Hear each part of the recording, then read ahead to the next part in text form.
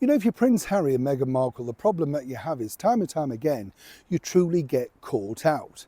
And the bigger problem that you have is that you're not very clever at covering your tracks, you know, the sort of thing. I've seen this many, many times working with celebrities and politicians. They feel that they can do anything because, you know, nobody's going to check. It's a little like recently with the disgraced former ambassador to the United States, Lord Peter Mandelson, leaving the former Chancellor of the Exchequer, George Osborne's house, and then relieving himself against a very, well, expensive area in Notting Hill, and then wonders exactly why it's been brought to the public attention, because you've disgraced yourself. Many might say the same thing, of course, of Prince Harry and Meghan Markle, particularly when they've, as I pointed out recently, been caught out lying. But now things are starting to escalate behind the scenes. As ever, let me explain. Morning chums, nice to see you. Thank you so much for your time today, and welcome one and all brand new subscribers. The politics of life are very difficult. You know, if you are in public life, you've got to be very careful in this climate. You know, we all remember when, you know, I mentioned this many times, but when you were a kid watching politicians on the telly, you just saw them for that snapshot, didn't you? And the snapshot was they'd be quickly interviewed. They were a lot more, you know, gracious to each other. And remember, everybody had their official title. So they would say, X is now speaking to the Prime Minister. Now, even, you know, people call them as Starmer or whatever, you know what I mean? Totally, totally disrespectful in many ways, whether you like them or not. They have got that title and should be given some respect.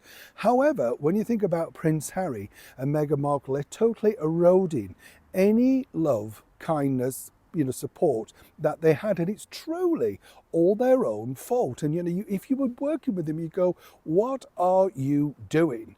As I told you recently, Harry, as we all know, went over to Canada, and this apparently was some kind of quasi visit, you know, a sort of royal thing. Harry had got a taste of this in September, coming back over here for the Well Child Awards and various other things, and decided, well, you know, I don't mind that. And very quickly there was this offer, of course, to visit the veterans and all of that sort of stuff. Now, I'm not knocking that, but the thing that I do find odd in particular is why Prince Harry, you know, I mean, really, he's now just a civilian who had a short stint, what was it, 2 years in the army? So what is he really in that respect? Do you understand?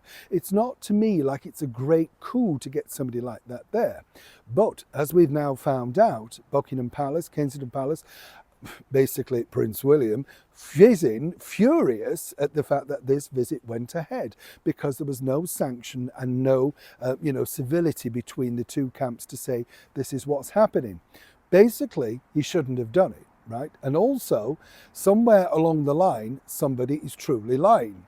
Now the palace are really pushing hard on Canada to find out exactly how all of this was put together, who sanctioned it, and more importantly, who finally agreed it, and who did they speak to get the final say-so. What's emerging though, and this is where I find this fascinating, and as ever I have to say allegedly at this point, is the idea originally, you see, was that Meghan was going to go along with Harry, right? You get the picture. So this was going to be like this double thing. And apparently at the 11th hour, all of that changed. Now, it's a little bit like a lot of things that Harry does, you know.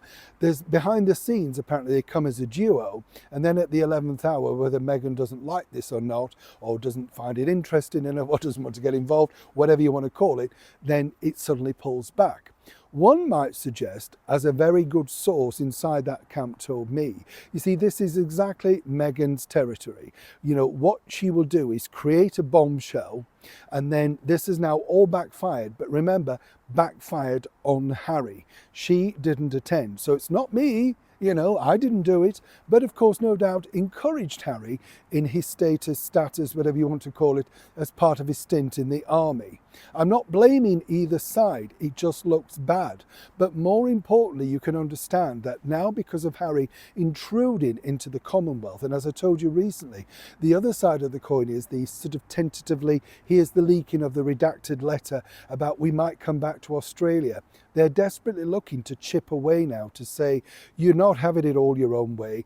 Meghan's pointed out that a life of service, etc., in that recent post with, of course, Harry when he dashed off as the hero in the army, right? Interesting, she didn't get clearance for that footage either, but we'll leave that there. What's more interesting as well is the fact that, as I say, as this explodes, she can now step back from this bombshell saying, it wasn't anything to do with me. Harry once again has managed to drop himself in it with his family. And seemingly, again allegedly, that's exactly how Meghan likes it. Neil Sean in the very heart of London.